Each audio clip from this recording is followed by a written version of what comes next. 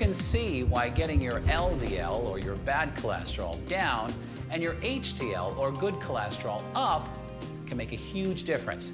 So how do you do that? Well, here are some simple tips. Eat a healthy diet that's low in saturated and trans fats. Get plenty of exercise. Break those bad habits like smoking and too much stress. And talk to your doctor about cholesterol-lowering medications. Jillian Bennett is 42 and by her own standards, at least 50 pounds overweight. She's like an estimated 60% of Americans whose extra weight and poor diet are leading them towards serious health problems like high cholesterol and heart disease. Take a look as Dr. Mehmet Oz and his colleague, Dr. Mike Roizen, make a surprise house call to help get Jillian back on track toward a long and healthy life.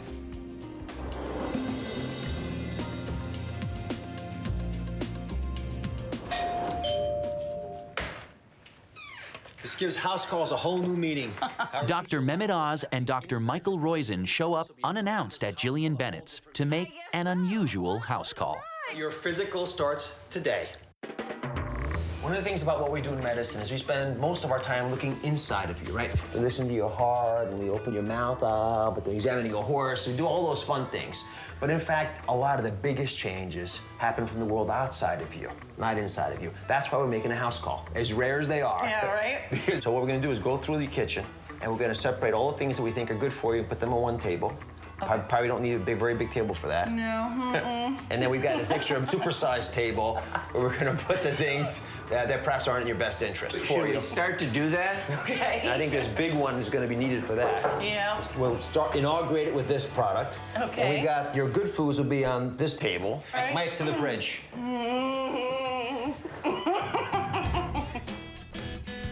Oh my God. Do you do anything but drink? No. Well, let's go. First of all, this is full sugared beverage, so it's regular. Right. It's sugar and water, and that's bad for your artery. So we're gonna put these on the bad one. In fact, Far, far away. That's just cruel. That's gonna be, the table's gonna be all soda. Okay, now that's iced tea. How about that? How about that? read the ingredient. If one of the first five ingredients is high fructose corn syrup, that's another word for sugar, and it's another word for aging your arteries and your Okay. immune system. Ow. All right. White English muffins. Yeah, uh-huh. No redeeming value. Ribs? No, it's a chocolate, death by chocolate cake. The doctors are hunting for high-calorie sugars, bad fats, and empty carbohydrates. Oh, my This goodness. is almost a record. Chunky blue cheese. Guess where that goes? Can't be good. Pie crust. Well, what if I need to make a pie all of a sudden? Apple juice is a good thing. This is What for- was that doing in there? What do you see way down there? And it's Sugar. And what's in fourth place? Salt. Read what this says. Partially hydrogenated soybean oil. Yeah, partially hydrogenated. If you see high fructose corn syrup, sugar, anything that sounds like sugar, or partially hydrogenated or enriched, throw that away. Here's a scoop on this. Pardon the pun. This is fake. Now, if you compare it to butter, at least your body can understand butter, right? Our ancestors and their ancestors all ate butter, and their body knows how to metabolize that. Okay. When you have this kind of stuff, it's like you took this and wiped it on the inside of your arteries. We convince ourselves that because it tastes good to us in that form, it's okay. But in fact, this is what we're doing, taking it and putting it in our tubes.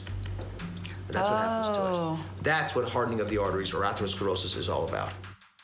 There's a lot of stuff that's really, really good for you. There's a lot of stuff that's okay for you. And there's some stuff that's really bad for you. That's what you have to differentiate. The okay stuff is tolerable. That's why it's okay. And, you know, as long as you realize it's not the best in the world for you and you take it in moderation, God bless you, enjoy life. As long as you avoid those real poisons, those toxins that we sometimes ignore. Because the biggest ailment that plagues America is lack of awareness. Let's recap. The things to avoid in your diet are saturated fat. That's fat from any four-legged animal.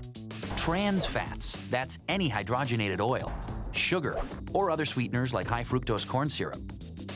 Non-whole grains in breads, pastas, and cereals. The doctors say if you see any of these in the first 5 items listed on the nutritional label, avoid it.